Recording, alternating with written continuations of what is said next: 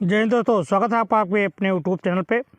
दोस्तों आज हम लेकर के आए हैं आपके लिए ऑब्जेक्टिव क्वेश्चन जो कक्षा 10 के विद्यार्थियों के लिए बहुत ही उपयोगी है। ये आपके 2024 में बहुत ही उपयोगी है। तो कक्षा 10 के साइंस यानी विज्ञान से समस्त पूछे जाने वाले ऑब्जेक्टिव क्वेश्चन जो आपके पूछे जाने वाले हैं लेकर के आए एक ही वीडियो में। तो बने रहें आप हमारे साथ। ये रहा आपका पहला क्वेश्चन। पहला क्वेश्चन है कि ये आपका देखिए, तो ये आपको एक दिया हुआ है 2FeCl2+2H2O+Y, उसके बाद में उत्पाद दिया हुआ है। तो इसमें पूछ रहा है कि आपका उत्पाद क्या होगा। तो उत्पाद इसमें होगा ये आपका H2S होगा। अगला क्वेश्चन कह रहा है कि अमोनिया और हाइड्रोजन क्लोराइड संपर्क में आने पर क्या बनाते हैं। तो ये बनाते हैं अमोनियम क्लोराइड बनाते हैं। ठीक है, अगला क्वेश्चन देखें।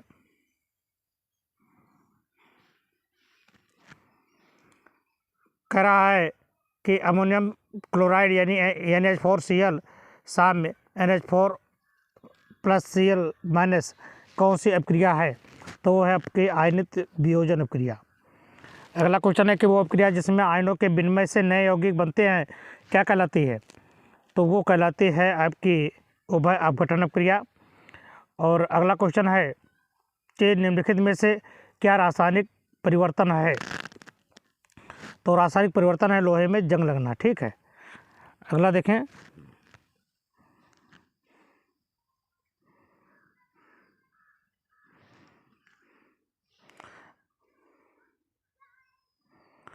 अगला क्वेश्चन है कि लोहे पर जंग लगना किस प्रकार की क्रिया है। तो लोहे पर जंग लगना ऑक्सीकरण अपक्रिया है। ठीक है, पहला सही है।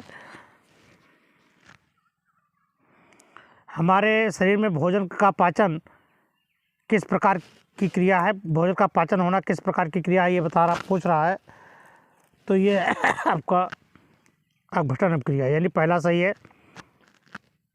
अगला क्वेश्चन कह रहा है कि ऊष्माक्षेपी अपक्रिया वह होती है जिसमें, तो ऊष्माक्षेपी अपक्रिया वह होती है, अगले में देखें। ऊष्माक्षेपी अपक्रिया वह होती है जिसमें ऊष्मा का अवशोषण होता है। ठीक है, बी सही है आपका। प्रतिस्थापन अपक्रिया क्या है। प्रतिस्थापन अपक्रिया का मुख्य गुण क्या है। प्रतिस्थापन अपक्रिया का मुख्य गुण इसमें क्या है, पैराफिन है। दही का जमना, अगला क्वेश्चन है आपका।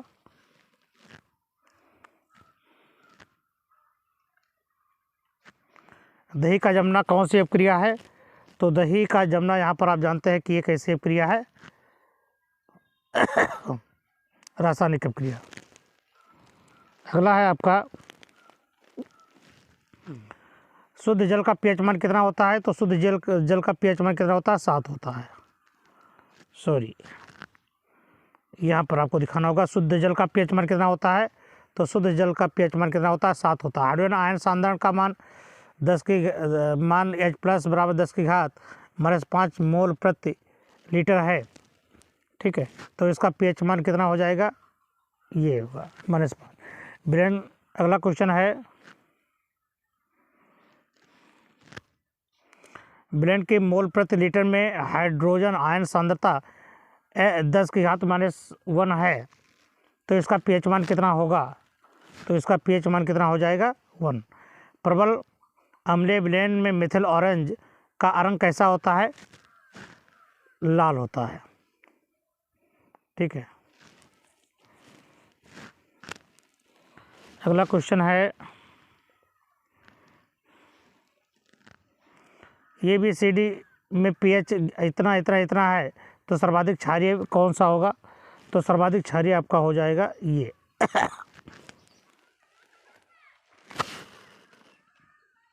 अगला क्वेश्चन देखें। निम्नलिखित में से कौन सी धातु जल के साथ सामान्य ताप पर क्रिया करती है। तो सामान्य ताप पर क्रिया करती है वो क्या है, सोडियम है। अगला है जस्ता धातु हाइड्रोक्लोरिक अम्ल से क्रिया करके कौन सी धातु बनती है। तो ये आपकी है जो निष्कासित होती है वो है आपका हाइड्रोजन।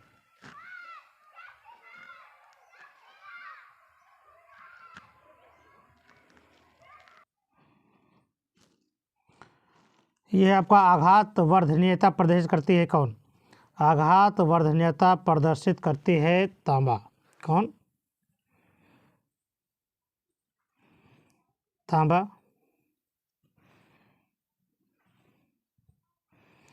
परावर्तनीय भट्ठी का उपयोग होता है किसमें?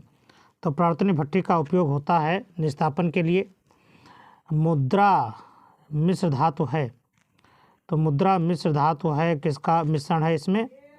कॉपर और स्टेनलेस का और फास्फोरस का।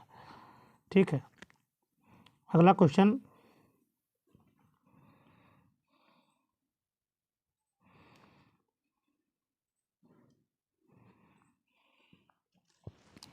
प्राकृतिक गैस का प्रमुख अवयव कौन सा है? तो प्राकृतिक गैस का प्रमुख अवयव है आपका मीथेन। मिट्टी के तेल में कार्बन परमाणु की संख्या कितनी होती है? मिट्टी के तेल में यानी केरोसिन ऑयल में कार्बन परमाणु की संख्या कितनी होती है? तो उसमें 11 से 16 होती है। ठीक है, अगला है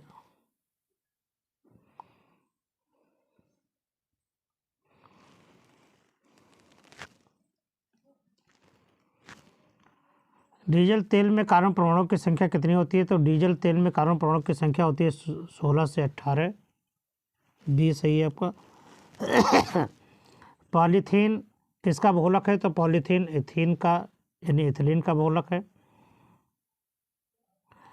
और एथिलीन गैस हाइड्रोजन से क्रिया करके कौन सा संतृप्त यौगिक बनाता है? तो ये बनाती है आपकी एथेन। ठीक है, अगला है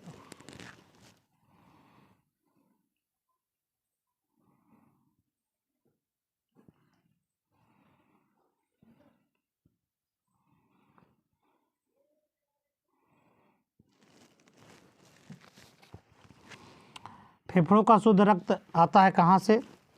तो फेफड़ों का जो शुद्ध रक्त है वह आता है बाएं अलिंद से।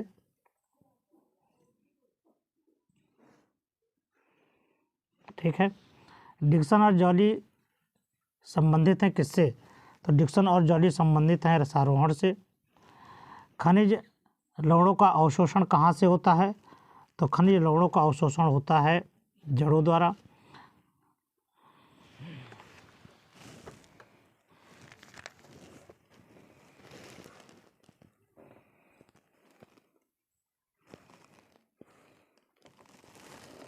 रंध्र का संबंध किससे होता है?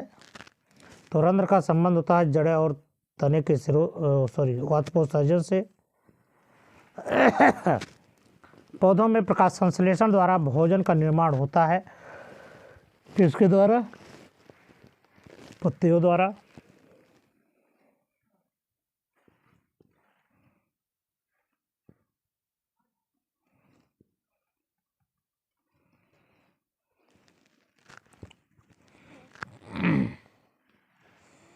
अगला क्वेश्चन है, इंसुलिन हार्मोन स्रावित होता है किसके द्वारा?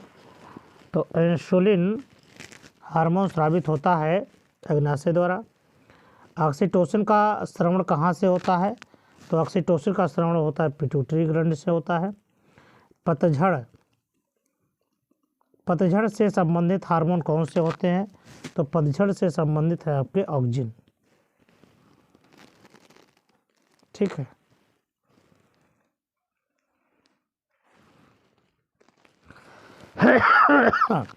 पिट्यूटरी ग्रंथ की पक्षपाली से निकलने वाला हार्मोन क्या है? तो वो है आपका वैसोप्रेसिन। फिर है मनुष्य के मस्तिष्क में पाई जाने वाली अंतः ग्रंथियाँ कौन सी होती हैं? तो आपकी पीयूष है। ठीक है,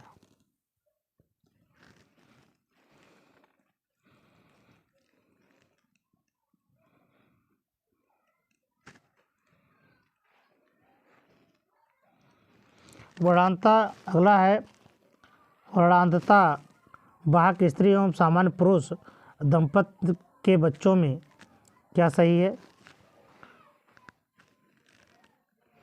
तो आधे लड़के वर्णांत तथा आधे लड़के सामान्य एवं आधी लड़कियां सामान्य तथा आधी लड़कियां वाहक होंगी। अनुवांशिकता के जनक कौन है ये आपको बताने हैं। तो अनुवांशिकता के जो जनक है वो ग्रेगर जॉन मेंडल हैं।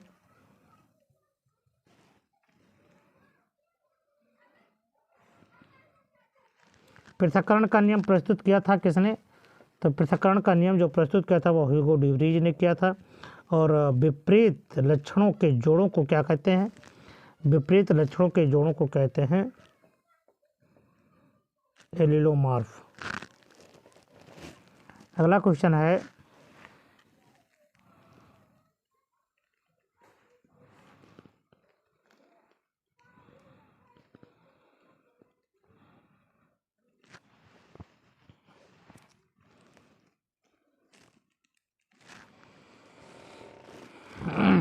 टी.एच. मॉर्गन ने अपना अनुवांशिक प्रयोग किस पर किया था?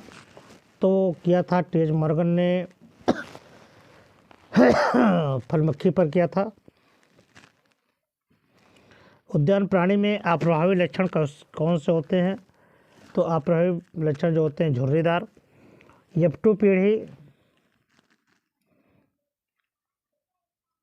में 3:1 का अनुपात किस में होता है? तो ये होता है एक संकर क्रॉस में।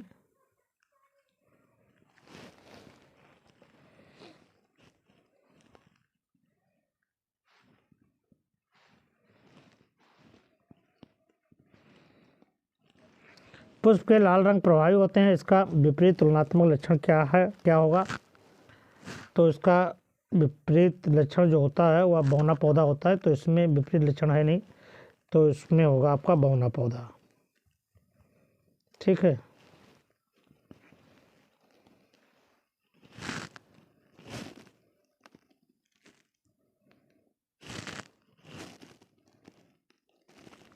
पुष्प में लाल रंग प्रभावी होता है, इसका विपरीत तुलनात्मक लक्षण कौन सा है? तो इसमें जो ऑब्जेक्टिव है वो ऑब्जेक्टिव ही नहीं आया, तो इस क्वेश्चन को हटा देते हैं।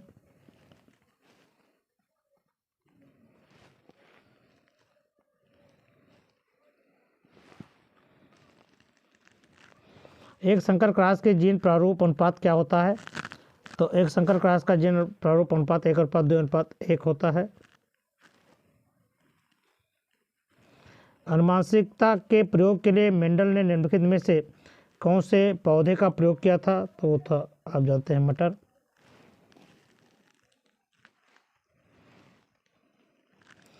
जातियों की उत्पत्ति यानी वर्जन ऑफ स्पीसीज पुस्तक किसने लिखी थी? वो लिखी थी डार्विन ने। जैव विकास का मूल स्रोत क्या है? तो जैव विकास का मूल स्रोत है आपका लैंगिक चयन। पुरुष में लिंग गुणसूत्र होते हैं कैसे? पुरुष में जो लिंग गुणसूत्र होते हैं वो XY होते हैं। ठीक है।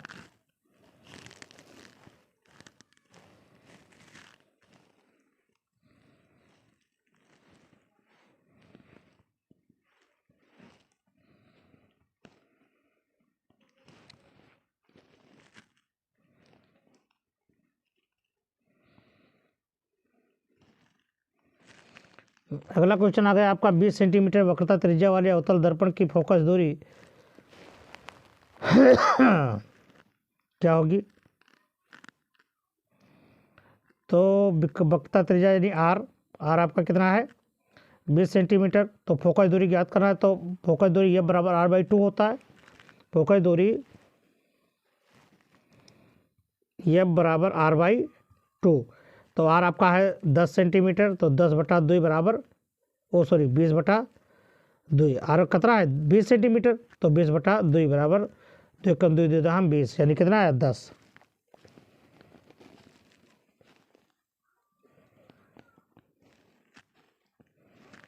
तो यह आया आपका 10 सेंटीमीटर।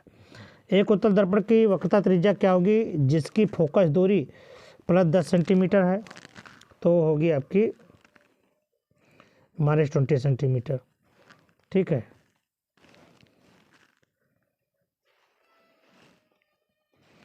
एक गोलीय दर्पण की फोकस दूरी और वक्रता त्रिज्या में संबंध क्या होता है? तो ये होता है F बराबर R/2। अभी जो बताया गया। इनमें कौन सा दर्पण वस्तु से छोटा और आभासी प्रतिबिंब बनता है? उत्तल दर्पण।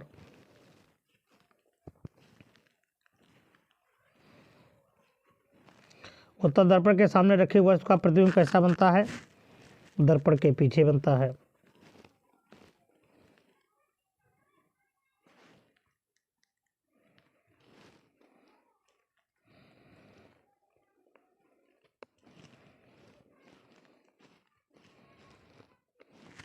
स्वस्थ आँखों के लिए दूर बिंदु स्थित होता है। तो जो दूर होती है वो तो इनफाइनाइट होती है, अनंत होती है, अनंत है। निकट दृष्टि दोष से पीड़ित व्यक्ति के लिए प्रयुक्त किया जाता है कौन सा? उसके लिए तो निकट के लिए प्रयुक्त किया जाता है अवतल लेंस।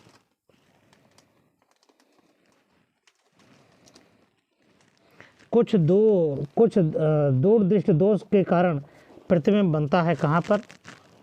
तो ये बनता है आपका रेटिना के पीछे। दूर दृष्टि दोष के निवारण के लिए निम्न में क्या विकल्प है? इसके लिए विकल्प है उत्तल लेंस।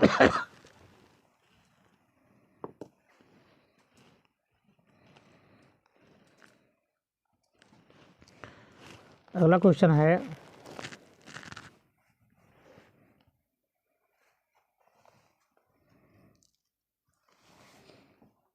प्रत्येक 4 ओम प्रतिरोध वाले चालक तारों को समांतर क्रम में जोड़ा गया है। इन संयोजन का तुल्य प्रतिरोध कितना होता है? तो इनका प्रतिरोध होता है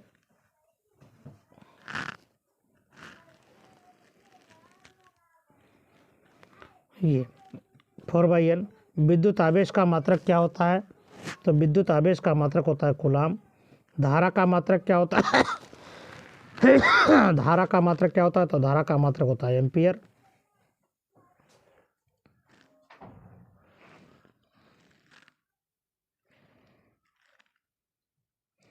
धारा का मात्रक क्या होता है?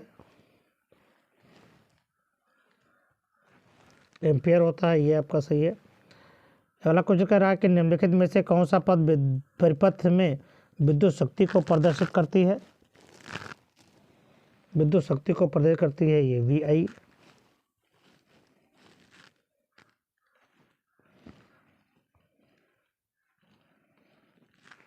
समान विद्युत शक्ति के तापदीप्त बल्ब एवं हीटर में से किसमें अधिक प्रकाश होगा?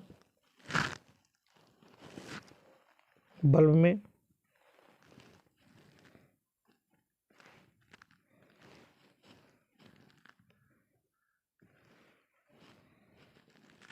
एक प्रोटॉन पर आवेश कितना होता है? तो एक प्रोटॉन पर आवेश होता है +1.6 × 10⁻⁻19 कूलम। दो विद्युत बल्बों के सामर्थ्य क्रमशः 60 वाट और 100 वाट है। दोनों 220 वाट पर कार्य करते हैं। तो इनके प्रतिरोधों का अनुपात कितना होता है? तो इनके प्रतिरोधों का अनुपात होता है ये।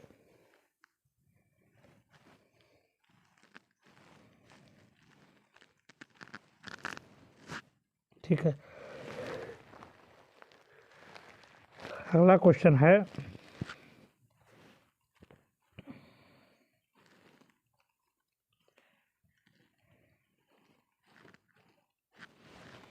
कि एक मेष से R1 व R2 प्रतिरोधों के दो तार समांतर क्रम में जोड़े जाते हैं।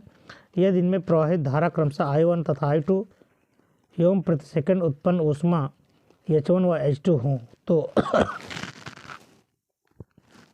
इसमें जो संबंध है वो क्या है? उसमें संबंध है H1/H2 = R2/R1।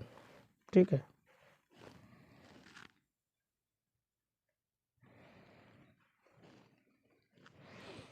एक विद्युत चालक में 1 एम्पीयर की विद्युत धारा बह रही है। ठीक है। प्रति सेकंड बहने वाले इलेक्ट्रॉन की गणना करना है।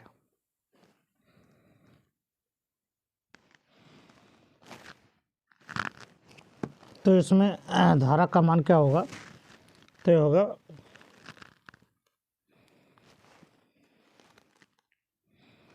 6.25 × 10⁻18। डायनमो बदलता है किसमें? तो डायनमो जो होता है ना, वो यांत्रिक ऊर्जा को चुंबकीय विद्युत ऊर्जा में कन्वर्ट करता है। यांत्रिक ऊर्जा को विद्युत ऊर्जा में कन्वर्ट करता है। इसको क्या कहते हैं? डायनमो कहते हैं। क्लियर?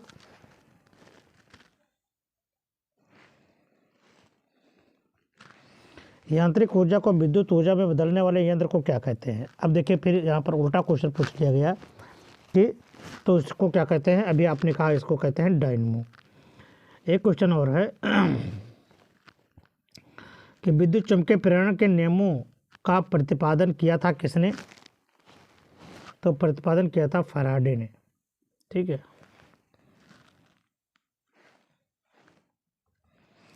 कौन सा चुंबकीय क्षेत्र का मात्रक नहीं है? चुंबकीय क्षेत्र का मात्रक नहीं है क्या? न्यूटन प्रति मीटर स्क्वायर, ये नहीं है। अगला है विद्युत धारा उत्पन्न करने की युक्ति क्या है? तो विद्युत धारा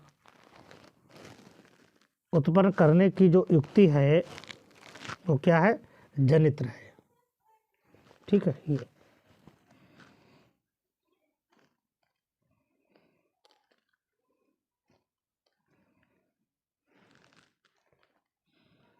अगला क्वेश्चन है गैर परंपरागत ऊर्जा का स्रोत नहीं है ऊष्मा ऊर्जा। कौन सा? ऊष्मा ऊर्जा। ऊर्जा का गैर परंपरागत स्रोत है, इसमें पूछा जाता है कि है तो क्या है? यांत्रिक ऊर्जा।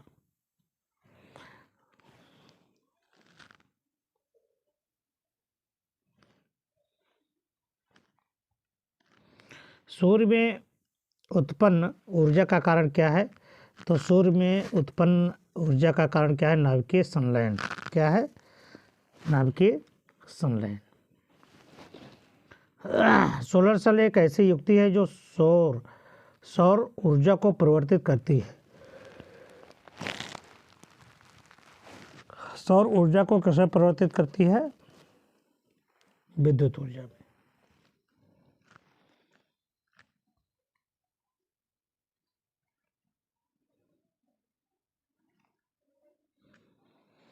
आधुनिक सेलेनियम का सेल की दक्षता कितनी है? आधुनिक सेलेनियम की सेल की दक्षता कितनी है? 25% तक। ऊर्जा का नवीकरणीय स्रोत क्या है? तो ऊर्जा का नवीकरणीय स्रोत है सौर ऊर्जा। ठीक है।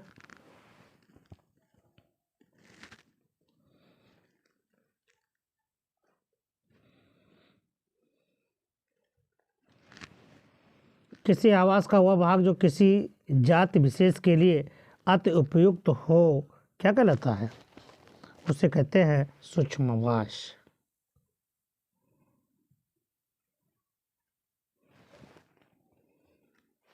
क्या कहलाते हैं? सूक्ष्मावास। अगला क्वेश्चन है दो जीवों का सहवास जिसमें दोनों लाभान्वित होते हैं उसे क्या कहते हैं? उसे कहते हैं सहजीविता। जब दोनों लाभान्वित होते हैं तो उसे सहजीविता कहते हैं।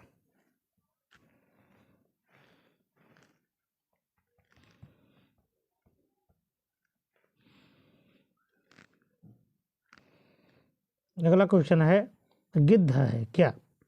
एक अपमार्जक है, भक्षक है, परजीवी है, सहजीवी है। तो ये एक अपमार्जक है। क्या है? कौन सा कारक वासस्थान की जैविक घटक नहीं है? कौन सा कारक वासस्थान का जैविक घटक नहीं होता है? वह है आपका ताप। टेपवर्म तथा प्लाज्मोडियम क्या है? एक परजीवी है। ठीक है।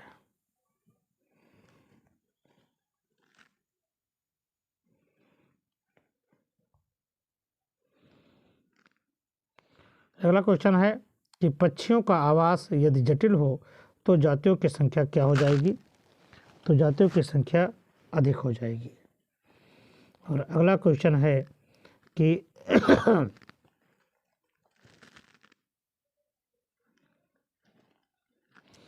जीवधारियों का वह समूह जो प्रकृति में परस्पर संकरण द्वारा संतान उत्पन्न करता है उसे क्या कहते हैं? तो उसे कहते हैं एक समिष्ट कहते हैं। क्या कहते हैं? समिष्ट। ठीक है। तो ये अब यहीं पर समाप्त हुआ। हम फिर मिलते हैं आपको अगले वीडियो में एक नए टॉपिक के साथ। तब तक के लिए नमस्कार, जय हिंद, शुभ खैर।